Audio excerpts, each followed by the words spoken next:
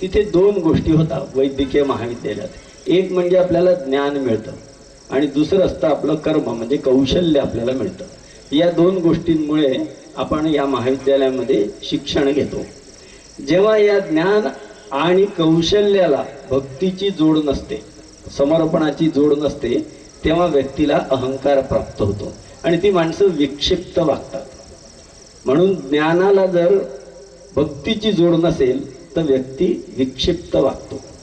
जर विक्षिप्त वागायचं नसेल, तरेवाईक वागायचं नसेल, तर त्याला भक्तीची जोड पाहिजे. भक्ती कशाला म्हणतात? ज्याच्यामध्ये समर्पणाचा भाव आहे त्याला भक्ती अशी म्हणतात.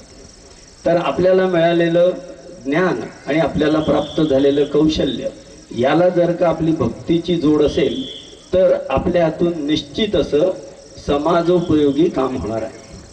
महाविद्यालयामध्ये अजून काही गोष्ट होते.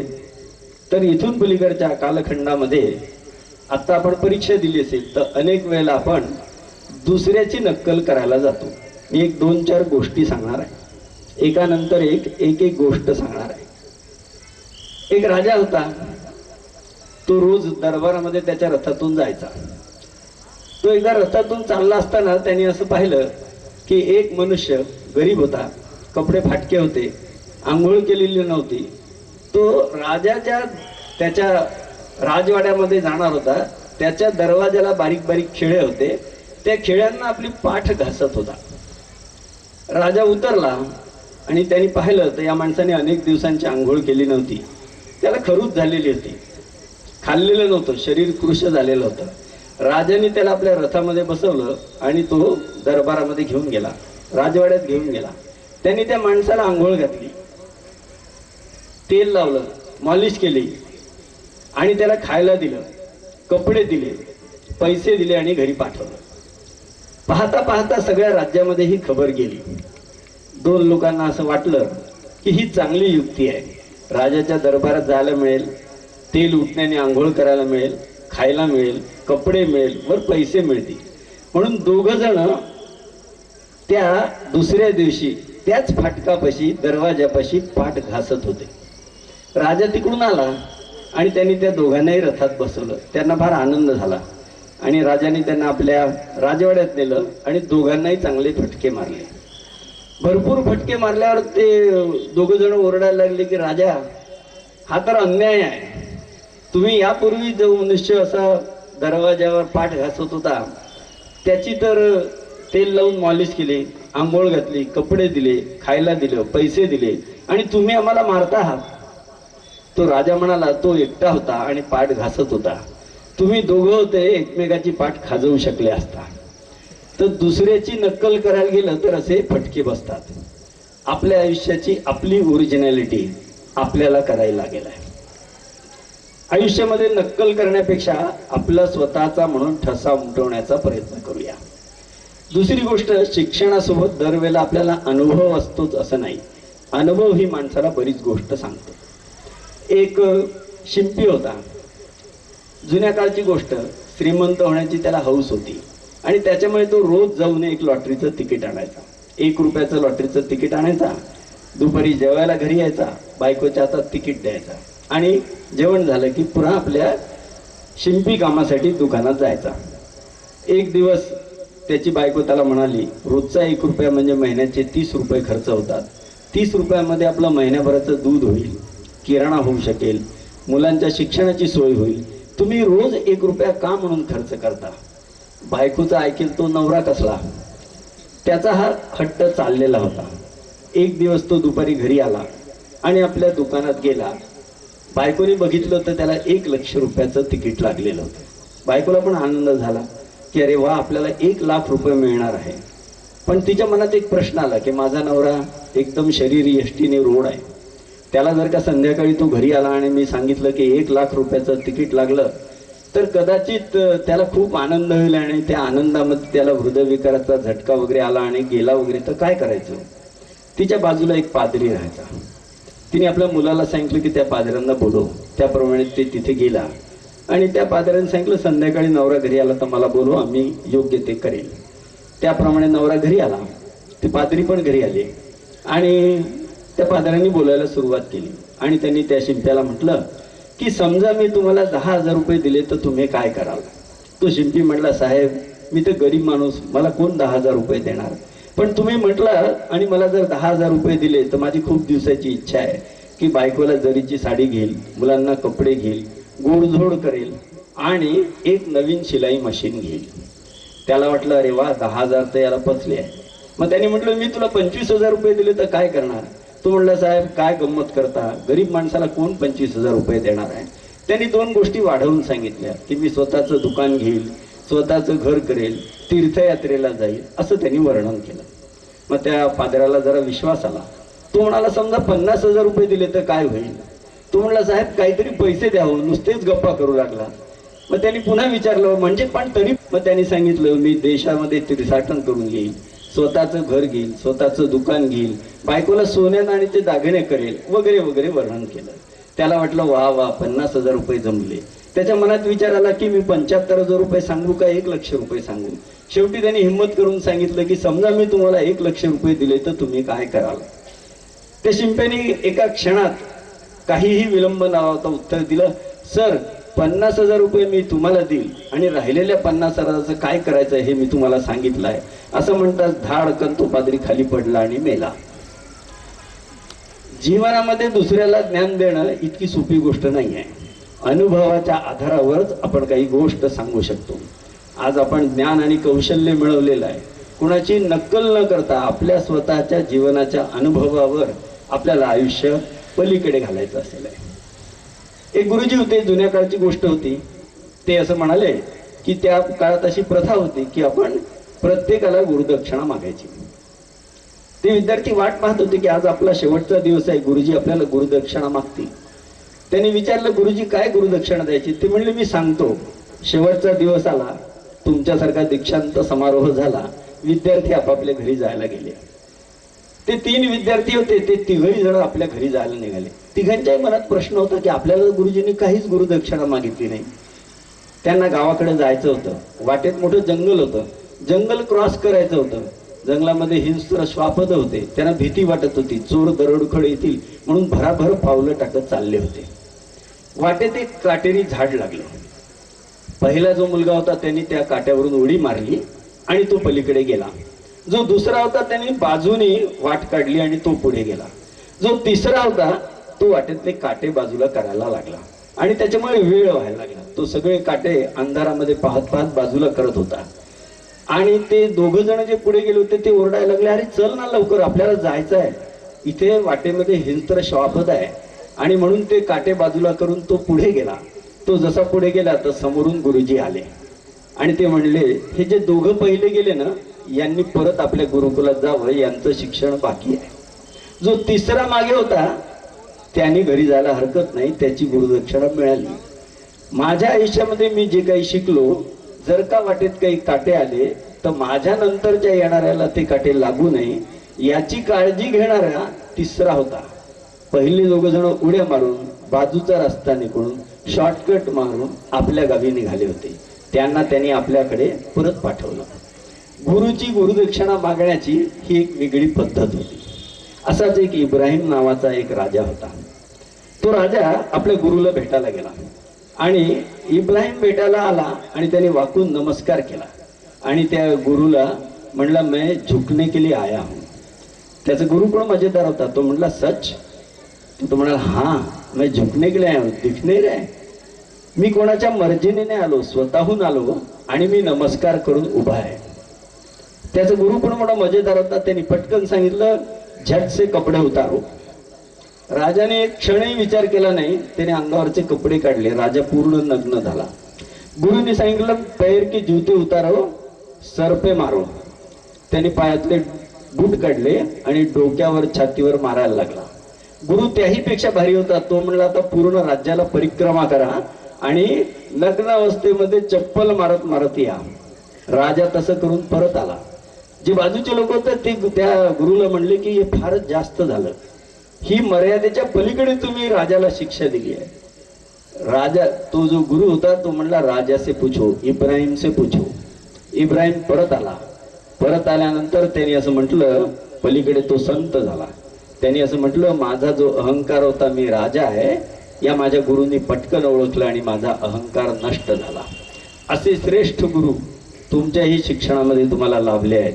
मी असं समजतो की येणाऱ्या कालखंडामध्ये असं अहंकार विरहित या समाजाला उपयोगी होईल असं कार्य तुमच्या हातून घडवून या निमित्ताने तुम्ही मला आंबेजोगाईचं पाणी पिण्याची संधी दिली, त्याबद्दल तुम्हा सर्वांचे मी मनापासून आभार मानतो.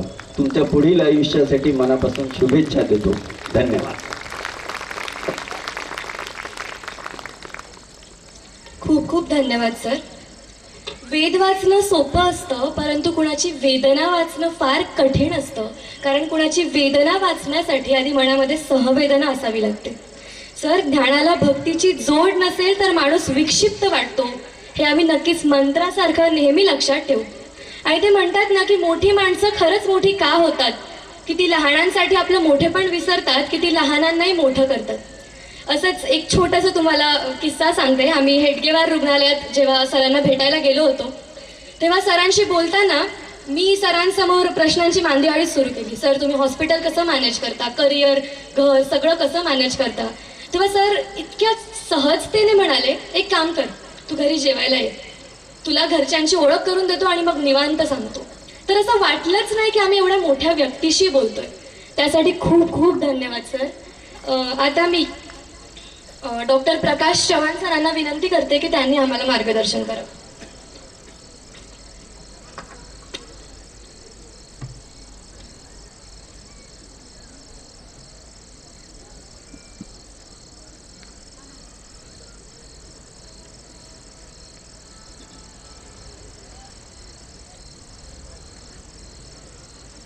A very good evening to everyone here. Esteemed faculty members, my respected teacher, Hane sir, who taught me basic principles, moral values and hard work. And because of him I am here. Proud parents and most importantly the distinguished graduates of this Institute MBBS class 2018. It's proud, privilege and honor to be here. I am proud to say that I am alumnus of this college. Exactly 33 years back I was at your place. Today marks a momentous occasion, not just in the lives of our graduates but in the collective journey of healthcare and humanity.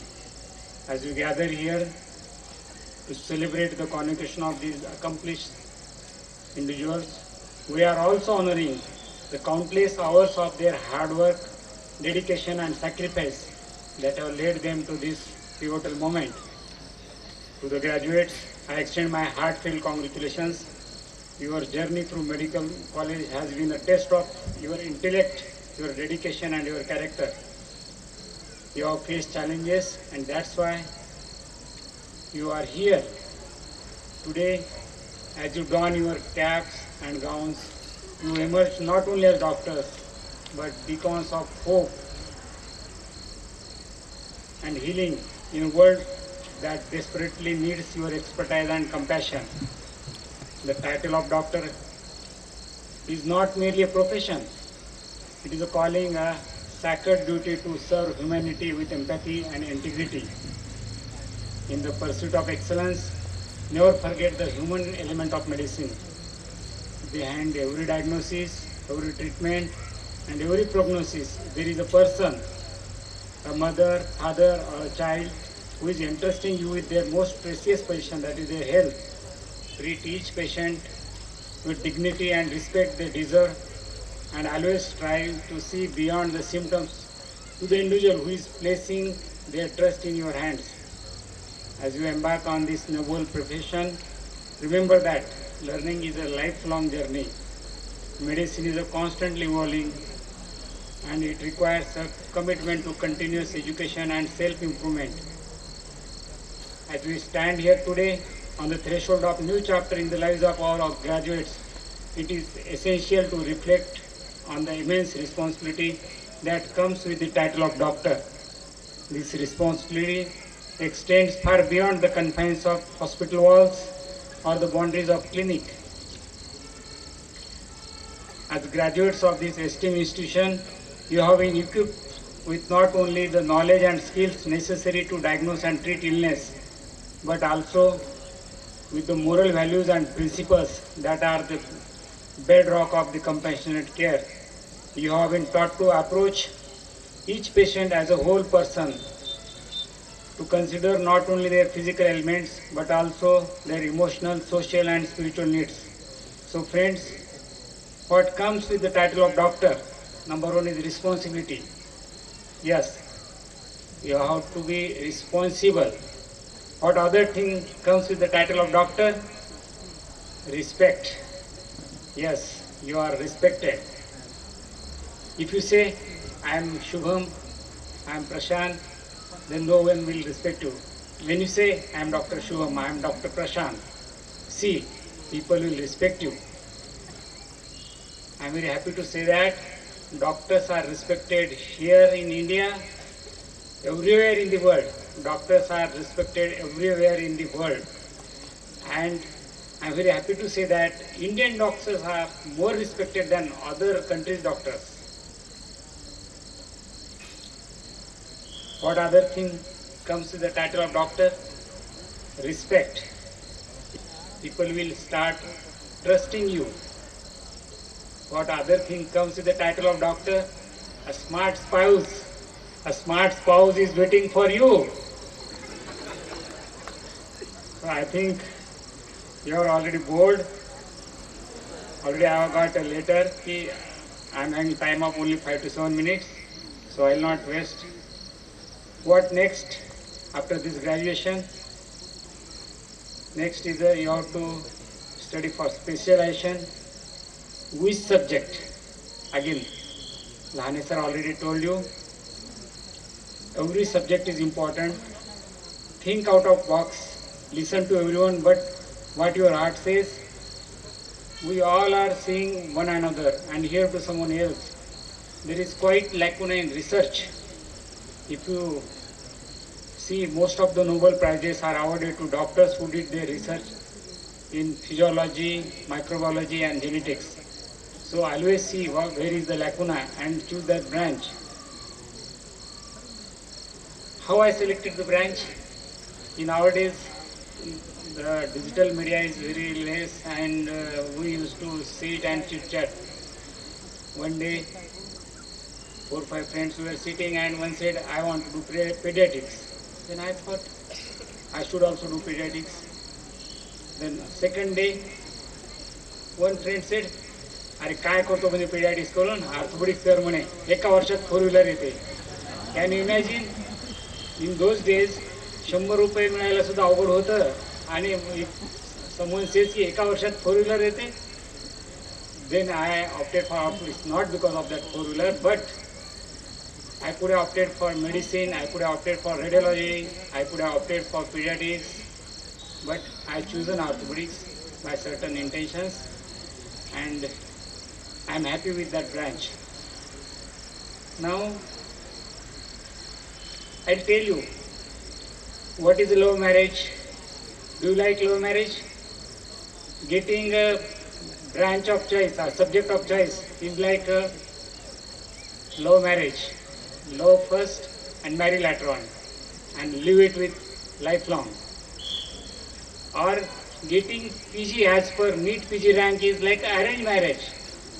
Get PG first and live it with lifelong. Both are equally successful. Now decide your goal. Focus on your goal. Achieve your goal. If you focus on your goal, if you achieve your goal, and your goal will pay you in form of happiness, money, satisfaction. Yes, doctors, all you will get money. How much? That is adequate for your life. You will get your own home, you will have your car, you will have your destination holidays, everything. But if you want exponential money, then I am very sorry to say, this is not the profession for you then. You will not get exponential money here. You will get money, adequate money. If you want to earn more, then you have to utilize this money in different ways. What is the biggest earning? Biggest earning is the saving. I am very sorry to say that doctors are very intelligent, but they are financially illiterate. Biggest earning is saving. So start saving from today only, then you will earn money. Whatever you earn, save out of that. Okay? Already time is over. Everyone is bored. Someone is hungry. I am also hungry because 1 year back I have undergone brain tumor surgery. In closing, I offer my sincerest congratulations once again to the graduates. May you go forth with courage, compassion and conviction, and may you always find fulfillment, joy in the noble pursuit of healing. Congratulations, doctors, and may your journey be blessed with success and fulfillment. Thank you.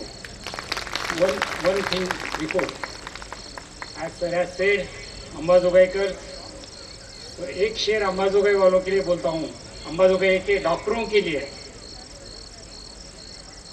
Boys listen. हम वो इंसान नहीं है जो लहरों से डर के किनारों पे खड़े हो जाए. हम वो इंसान है, हम वो डॉक्टर है, हम वो इंसान है जो भरे तूफानों में दरिया पार करने का हौसला और जज्बा रखते हैं. All the best.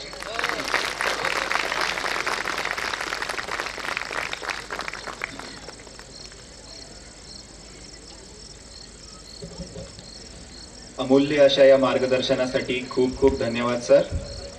Doctor Sanjay Chavan sir, associate professor, department of medicine यांचं आगमन झालं आहे. तरी मी यांना विनंती करतो की तुम्ही व्यासपीठावर आसनस्थ व्हावं.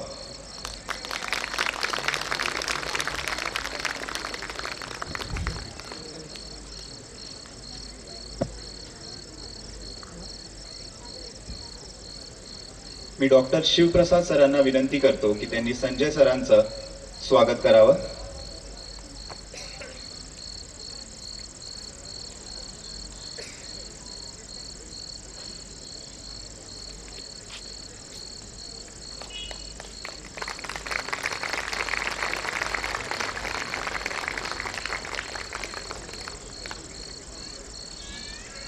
आता मी डॉक्टर दीपक कटारे सर यांना विनंती करतो की त्यांनी आपले मार्गदर्शन करावे. धन्यवाद.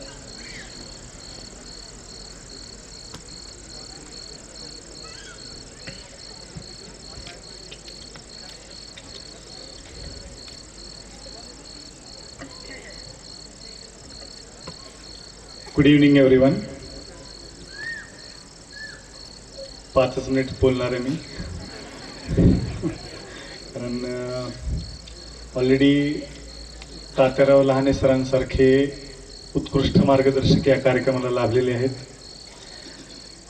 माझे सर्व गुरुजन वर्ग, मी बेसिकली माझं MBBS अंबेजोगाई मेडिकल कॉलेजचंच आहे.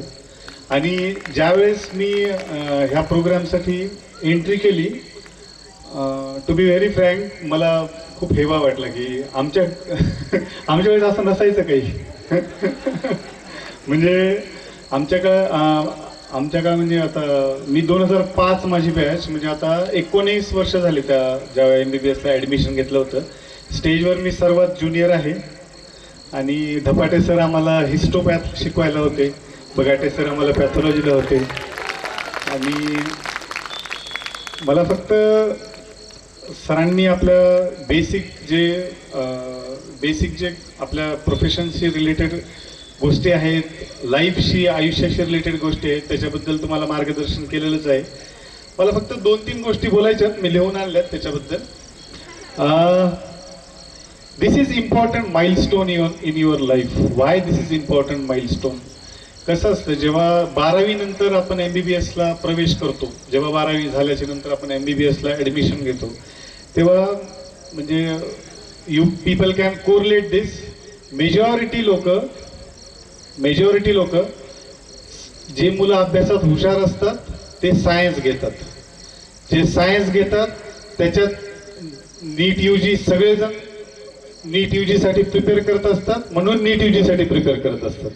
आणि मग नीट UG मध्ये ज्यांचा रँक आला त्यांनी MBBS ला जायचं असतं, म्हणून सगळेजण MBBS ला येतात. म्हणजे हा एक धोपट मार्ग असतो. But I say this is important milestone. Why? Because जेव्हा तुम्ही एंटर करता तेव्हा तुम्ही एक टीनेजर असता. एक सरळ धोपट मार्गाने जसं आपल्याला इथं आणल्या जात आहे, मग ते बाय फोर्स असेल, बाय चॉईस असेल, आई वडिलांची इच्छा असेल किंवा दुसरा काही ऑप्शन नसेल, म्हणून आपण इथे पोहोचलेलो असतो. But after MBBS you come out as a more mature person, more wiser person. आणि त्याच्यामुळे हा इम्पॉर्टंट माइलस्टोन आहे. आणि इतर डिग्री कुठलीही घेण्यापेक्षा MBBS डिग्री घेऊन बाहेर पडलेला माणूस हा नक्कीच जास्त कॉन्फिडंट, जास्त मॅच्युअर आणि जास्त डिसिजन मेकिंग ॲबिलिटी असलेला असतो. याबद्दल माझं काही दुमत नाही. आणि त्याच्यामुळे हा माइलस्टोन इम्पॉर्टंट आहे. हा जो टाइम आहे आपल्या करिअरचं डायरेक्शन चूज करण्याचा पॉइंट आहे. आता म्हणजे हे जे तुमच्या आतापर्यंतची ही जी अचिव्हमेंट आहे ही तर इम्पॉर्टंट आहेच आहे, no doubt about that. And this is the day, this is your day to celebrate that, no doubt about that. पण जे फ्युचर डायरेक्शन आहे आपल्याला, समजा आता तो काळ वेगळा होता ज्यावेळी की डॉक्टर हे डॉक्टरच राहायचे. एकदा MBBS ला लागला की तो डॉक्टर म्हणून जगायचा आणि डॉक्टर म्हणूनच मरायचा. आता तसं नाही राहिलेलं. म्हणजे आता मी माझं MBBS अंबेजोगाई मेडिकल कॉलेजमधनं केलं, मी MD मेडिसिन सायन हॉस्पिटल मुंबईमधनं केलं, लोकमान्य टिळक मेडिकल कॉलेजमधनं. मी DNB साठी सर गंगाराम हॉस्पिटल दिल्लीला राहिलो. म्हणजे अंबाजोगाई, मुंबई, दिल्ली, वापस अंबाजोगाई. तर या पूर्ण प्रवासामध्ये जे काही आपण नवीन नवीन पोरांशी पाहतोय, जे नवीन नवीन पोरं आता जे पाहतो आम्ही की HO शिफ्ट करायला येतात किंवा प्लेन पोस्ट करायला येतात. म्हणजे पहिले लिमिटेड ऑप्शन्स होते. MBBS झालं, PG करायची, PG साठी अभ्यास करायचा, PG एंट्रन्स करायची, मग ऑल इंडिया करायची, महाराष्ट्र स्टेट एक्झाम करायची आणि कुठली तरी एक PG करायची. आता म्हणजे कॉम्पिटेटिव्ह एक्झाम्समध्ये डॉक्टर्स आणि इंजिनियर्स हे BA BCom किंवा दुसऱ्या कुठल्याही डिग्रीपेक्षा जास्त आहेत सिलेक्शन रेट डॉक्टर्स आणि इंजिनियरांना. आणि even not only medical profession, doctors are diversifying their choices to other professions. मग ते इतर कुठलेही असतील. त्याच्यामुळं एक सांगण्याचा मुद्दा आहे की आपण एका माइलस्टोन अचीव्ह केलेला आहे आणि आता एका आपल्या डायरेक्शन आपण चूज करण्याच्या स्टेज आलेलो आहोत. काही चॅलेंजेस आहेत मेडिकल प्रोफेशनमध्ये जे की आपल्या सोसायटीमध्ये, म्हणजे आता सरांचा अनुभव आणि मी 3-4 वर्ष झाले मला प्रॅक्टिसला, सरांचे जवळपास 40 वर्ष झालेत, सगळ्या सिनियर्सचे 30-40 वर्ष सिनियर त्यांचा अनुभव आहे. पण एक मात्र गोष्ट कॉमन मला अशी फील होते की आपल्या सोसायटीमध्ये ना की डॉक्टर इज अ सर्व्हिस. म्हणजे आपला मेन आपली गल्लत कुठं होते की ते सोसायटी आपल्याकडे सर्व्हिस ह्या अँगलनेच पाहते, सोशल सर्व्हिस, आणि आपण आपल्या प्रोफेशनकडे करिअर ह्या अँगलनं बघत असतो. जेव्हा आपण कम्पेअर करतो ते इंजिनिअरिंगच्या पोरांना, त्यांना का बॉन्ड नाही आहे, आपल्या MBBS पोरांना का बॉन्ड आहे, गव्हर्नमेंटच्याच पोरांना का बॉन्ड आहे, प्रायव्हेटच्या पोरांना का बॉन्ड नाही, ह्या ज्या गोष्टी आहेत ना, ह्या ज्या प्रॅक्टिकल चॅलेंजेस आहेत. पण एक याच्यामध्ये या सगळ्यांमधनं जाण्याचा मला वाटतं बेस्ट मार्ग आहे की आपला पॉझिटिव्ह ॲटिट्यूड सर्वात इम्पॉर्टंट आहे. मग ते कशाकडेही बघण्याचा, मग आपल्या प्रोफेशनकडे बघा किंवा मग आपल्या करिअरमध्ये आपण पेशंटकडे बघण्याचा भाग कुठलाही. म्हणजे जर एखाद्या गोष्टीतली निगेटिव्हच गोष्ट शोधायची म्हटलं तर आपल्याला 1000 गोष्टी सापडतील. पण कुठली पॉझिटिव्ह गोष्ट जर आपण त्यामध्ये घेतली, पॉझिटिव्ह गोष्टीकडे जर आपण फोकस केलं तर मला वाटतं की sky is the limit, no doubt about that. तर this is your day. So congratulations to all and congratulations to your parents. Thank you so much. मला आयोजकांचे मी आभार मानतो की मला ही संधी दिली. And all the best, all the very best to all of you. Thank you so much.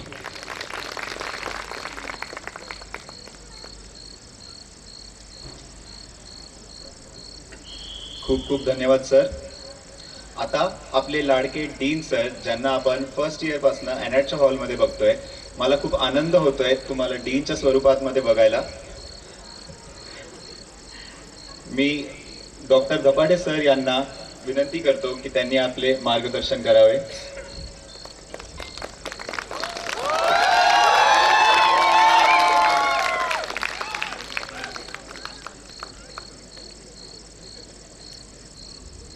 आज मला तुम्हा सर्वांना पाहून खूप खूप अभिमान वाटतो आहे. कारण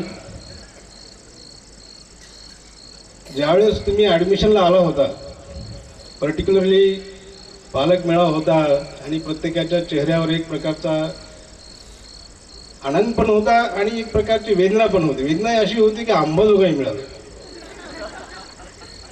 मग पालकांचेही प्रश्न असायचे की सर त्याला माझ्या पाल्याला एक 2-4 मार्क कमी पडले, त्याला लातूर पुणे मिळायचं होतं, लक्ष द्या. तर आजचा जो वेळ आहे पाहता की तुम्ही डिग्री प्रदान करण्यास तयार झाला की घेण्यास तयार झाला आहात. आजच्या या कार्यक्रमात व्यासपीठावर उपस्थित असलेले माजी डायरेक्टर पद्मश्री तात्याराव लहाने सर, माझे गुरु, त्याचबरोबर व्यासपीठावर उपस्थित असलेले तुपकरी सर, प्रमुख पाहुणे, चव्हाण सर, माझे सहकारी जे की माझे विद्यार्थी आहेत जसे की कठारे सर आणि माझ्याबरोबर काम करणारे आपले उपाध्यक्ष स्वतः डॉक्टर बगाटे सर, माझ्या विद्यार्थी मित्रांनो व बंधू भगिनींनो, आज मला जास्त काही बोलायचं नाही आहे कारण मला खूप आनंद होत आहे. तरी 2 शब्द मी तुम्हाला सांगणार आहे. कारण इथे येण्यापूर्वीच आयोजकांनी माझ्या हातात चिठ्ठी दिली, सर 5 मिनिट बोला फक्त म्हणून. म्हणलं ठीक आहे, ऑलरेडी तुम्हाला मार्गदर्शन झालेलं आहे. तरी पण परिस्थिती ही माणसाला बनवते. मला आणखी आठवतं की तुम्हाला जेव्हा डिसिजन हॉलमध्ये स्कॅल्पेल हातात देताना तुमचा हात थरथर कापत असताना मी तुमचा हात धरायचो आणि नाही बाबा असं इन्सिजन घे किंवा काही जणांना चक्कर यायची. अशा परिस्थितीतून आपण पुढे आलेलो आहे. आणि अंबाजोगाई का सिलेक्ट करायचं हे पॅरेंटला समजून सांगता सांगता त्यावेळेस आम्हाला आमच्या नाकी नऊ यायची की अंबाजोगाईमध्ये काय फायदा आहे. तर आम्ही सांगायचो की अंबाजोगाईमध्ये विद्यार्थ्याला अभ्यास केल्याशिवाय पर्याय नाही. त्याचं कारण आहे, कारण तुम्हाला मेट्रोपॉलिटन सिटीमध्ये गेल्यानंतर डायव्हर्शन्स खूप असतात. इथं अंबाजोगाईमध्ये तुम्हाला पाहायला सिनेमाची टॉकी नाही, इकडे तिकडे फिरायला वेळ नाही. मग रोज उठून काय करणार, कॅम्पसमध्ये राहायचं आहे, टीचर्स बरोबर आहेत आणि अभ्यासाशिवाय दुसरा मार्ग नव्हता. मग हे पालकांना पटायचं. आणि आज पालकांना, जे पालक मला प्रश्न विचारत होते त्यावेळेस, त्या पालकांना खरोखरच वाटत असं की आज त्यांच्या आयुष्याचं जे सार्थक झालेलं आहे त्यांना पण मी अनेक हार्टियस्ट कॉंग्रॅच्युलेशन देतो पालकांना आणि माझ्या विद्यार्थ्यांना सुद्धा. कारण तुम्ही आज पदवी ग्रहण करत आहात. सर, परिस्थिती माणसाला बनवते. लाने सरांनी जे सांगितलं, तुम्ही आता अभ्यास करा, तुम्हाला चांगल्या प्रकारे PG मिळेल. आणि मला वाटतं लाने सरांनी सांगितलं की जर आपल्याला एखादी गोष्ट मिळत नसेल, ज्या विषयामध्ये PG मिळणार आहे त्याच्यामध्ये तुम्ही करिअर करा. जसं लहाने सरांचं झालं तसंच माझं सुद्धा थोडंफार तसं झालेलं आहे. सर, मला सुद्धा मेडिसिन आणि सर्जरीमध्ये करण्याचा चान्स होता आणि मार्क होते. कारण मी बायोलॉजीमध्ये पहिला मराठवाड्यात होतो 12वीला. परंतु परिस्थिती नव्हती. माझे वडील शेतकरी आणि माझे 3 भाऊ शिकायला होते. त्यांनी म्हटले, बाबा तू MBBS झाला, माझ्या डोक्यावरून पाणी गेलं, तू आता का ड्युटी कर, मेडिकल ऑफिसर म्हणून जा. तुम्हाला सांगायचं तात्पर्य आहे की बा विषय कोणताही असेल तरी त्यामध्ये करिअर कसं करायचं. मग मी मेडिकल ऑफिसर म्हणून 1च महिना गेलो. ॲक्च्युली 3 महिन्याची ऑर्डर होती. PSC जे आहे ते जवळपास 1.5 किलोमीटर गावापासून अंतर होते आणि गावामध्ये एक RMP प्रॅक्टिस करत होता. गावातले काही पेशंट यायचेच नाहीत PSCला. मग यायचा तो कोणता सिरियस पेशंट यायचा. मग तो सिरियस पेशंट आलेला आपण काही ट्रीट करू शकायचं नाही, जिल्ह्याला पाठवायचं. मग मी विचार केला की आपलं इथं काम रोल काय आहे की जर पेशंट ही बघायचं नाही, जे काही छोटे मोठे पेशंट आहेत ते RMP बघतोय गावामध्ये, PSC 1.5 किलोमीटर बाहेर आहे. सिरियस पेशंट आलेला आपण तिथं सुविधा नसल्यामुळे त्याला पाठवतो कुठे जिल्ह्याच्या ठिकाणी. 1 महिन्यात राजीनामा दिला सर. आणि मी वडिलांना सांगितलं की वडील मला म्हणत होते की राजीनामा द्यायचा नाही, कारण 3 मुलांना शिकवायची होती.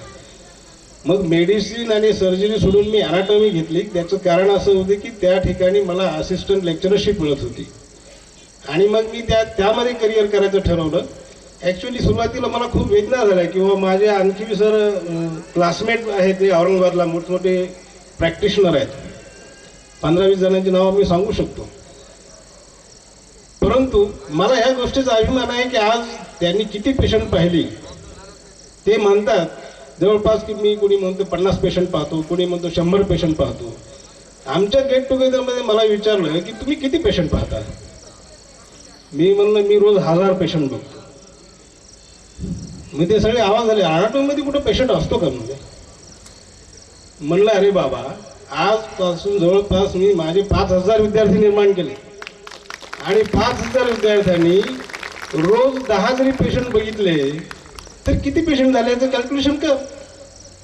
मग त्यावेळेस त्यांना त्या लक्षात आलं की माणसाला परिस्थिती कशी घडवते आणि कोणताही विषय हा कमी नाही. निरनिराळ्या विषयाला निरनिराळे कलर्स आहेत. त्यामुळे खचून न जाता तो ज्या विषयात तुम्हाला PG मिळेल त्या विषयात तुम्ही चांगल्या प्रकारे करिअर करावं असं मी तुम्हाला सांगेन. जास्त काही बोलण्यासारखं आहे असं वाटत नाही आहे. तरीही पण जाताना मी एक गोष्टी काही सांगू इच्छितो की आयुष्यभर तुम्हाला कामाला येऊ शकता. जे किंवा आयुष्यभर तो आपला डॉक्टर म्हणजे काय आहे तर तुम्हाला आयुष्यभर काम करण्याची तयारी पाहिजे.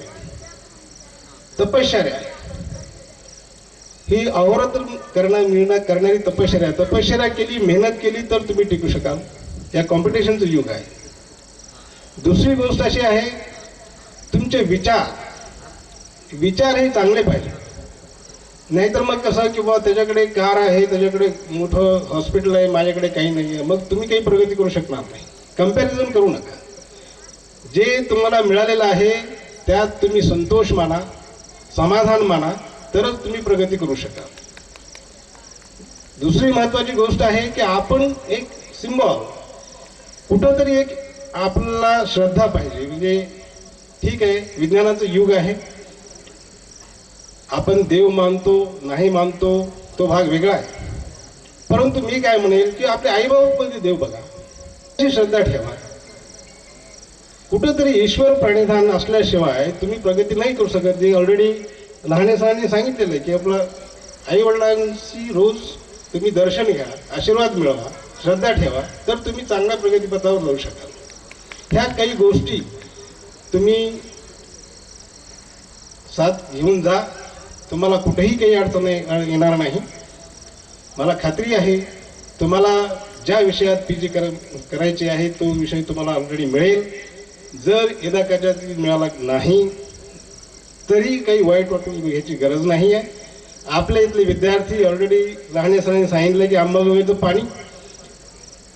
आपले विद्यार्थी किंबहुना माझा विद्यार्थी असं म्हणेल हे परदेशात सुद्धा आहे. डॉक्टर कुलकर्णी म्हणून आहे सर, माझा एक PG स्टुडंट आहे. अनाटॉमीतच PG केला त्याने आणि अनाटॉमीमध्ये PG करून नंतर जेनेटिक्समध्ये करून तो आता लंडनला आहे. असे भरपूर आपले विद्यार्थी आहेत. आपल्या कॉलेजची परंपरा आहे, मेहनत घेण्याची सवय तुम्हाला ह्या 4.5 वर्षात लागली, कारण आजूबाजूला तुम्हाला डायव्हर्शन नव्हतं आणि तुम्ही 100% यामध्ये पुढे जाल. आपले विद्यार्थी काही मंत्री झालेले आहेत, काही डायरेक्टर झालेले आहेत, काही परदेशामध्ये आहेत आणि त्यांच्याकडे बघून तुम्ही स्फूर्ती घ्याल आणि तुम्ही सुद्धा तुमचं उत्तरोत्तर अशीच प्रगती कराल अशी अपेक्षा बाळगतो व मी माझे 2 शब्द संपवतो. जय हिंद, जय महाराष्ट्र. धन्यवाद सर. आजचा हा कार्यक्रम बघून मला अशी खात्री होतीये की इथे प्रस्तुत प्रेक्षक व स्वारातीचा प्रत्येक विद्यार्थी इथून पुढे हात वर करून टाळ्या वाजवणार. तरी मी पुढील विद्यार्थी मनोगतासाठी डॉक्टर तेजस्विनी मॅम यांना विनंती करते. आदरणीय व्यासपीठावर उपस्थित सर्व मान्यवरगण, आदरणीय पालकवृंद आणि माझ्या मित्रांनो, खरं तर मला पण विश्वास बसत नाही की हा दिवस इतक्या लवकर आला. आपण सगळे असेच आपण पण आणि आपले पालक पण एक दिवस डीन्स ॲड्रेससाठी आपल्या व्यंकटराव डावळे सभागृहात उपस्थित होतो आणि आज हा दिवस आपण धपाटे सरांकडूनच आपलं फेलिसिटेशन करून घेत आहोत. खरंच मला वाटत नाही की इतक्या लवकर हे दिवस कसे कसे गेले. आपण येताना खरंच सगळेजण म्हणजे मॅक्झिमम जण नाराज होते की अंबाजोगाई मिळाली, पण जाताना पण त्यापेक्षा जास्त नाराज असतील की आपण अंबाजोगाई सोडतोय, आपले मित्र सोडतोय, आपला ग्रुप सोडतोय. अंबाजोगाईमध्ये आल्यापासून आपण खूप शिकलो, लढलो, रडलो आणि अजून पण किती जरी पुढे गेलो तर आपण अंबाजोगाईला विसरू शकत नाही, मी ठामपणे सांगते. माझ्या बॅचमेटला मी सगळ्यांना जवळून ओळखते की आपल्या सगळ्या मान्यवरांनी जशा अपेक्षा व्यक्त केल्या त्यावर आपण सगळे खरे उतरू. आपल्या पालकांनी आतापर्यंत आपल्या खांद्यावर आपलं ओझं घेऊन हे केलं तर त्यांच्या खांद्यावरचं ओझं आता आपण घेऊ. आणि सगळ्यांना कॉंग्रॅच्युलेशन आणि सगळ्यांना खूप खूप थँक्यू की तुम्ही सगळ्यांनी एकमेकांसाठी एवढ्या आठवणी बनवल्या, एवढ्या एकमेकांना साथ दिला, चढा उतारामध्ये सोबत राहिले आणि असंच आपण नेहमी सोबत राहू. आपल्याला आपल्या महाविद्यालयाची परंपरा कायम ठेवायची आहे. डॉक्टर कटारे सरांसारखं, चव्हाण सरांसारखंच आपल्या बॅचमधले ही काही जण इथे येऊन आणखी 30-40 वर्षानंतर फेलिसिटेशन करतील ही अपेक्षा व्यक्त करते. आणि जाताना निरोप घेताना एवढीच आशा करते की आई योगेश्वरी तुम्हाला योग्य मार्ग दाखवान आणि आयुष्यात खूप खूप यशस्वी व्हा. धन्यवाद.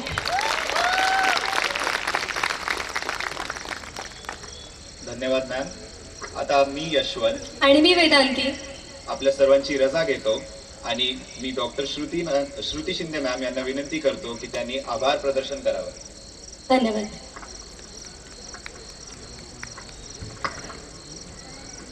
सर्वांना शुभ संध्याकाळ. मंचावर उपस्थित सर्व मान्यवरांना मी म्हणू इच्छिते की आपण आपल्या वेळातला वेळ काढून आमच्यासाठी इथे आलात. सगळ्यांचं खूप खूप आभार व्यक्त करतो आम्ही. मेन म्हणजे आभार प्रदर्शन जे असतं ते कार्यक्रमाच्या शेवटी असतं, पण अचानक असं मध्येच आभार प्रदर्शन करतोय कारण आपले चीफ गेस्ट यांना लवकर जायचं आहे, त्यांना घरी जायचे, त्याच्यामुळं मध्येच असं आभार प्रदर्शन करावं लागतंय.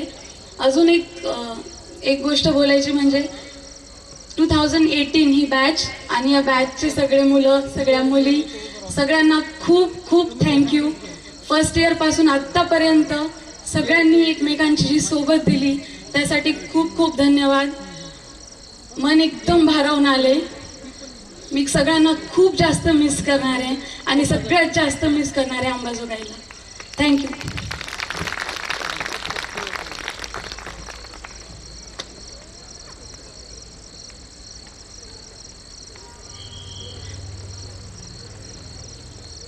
नमस्कार, मी ऋतुजा कांबळे आणि मी वैभव राऊत. सर्वांचे पुन्हा एकदा स्वागत करतो. आता आपण कार्यक्रमाच्या मुख्य भागाला सुरुवात करूयात.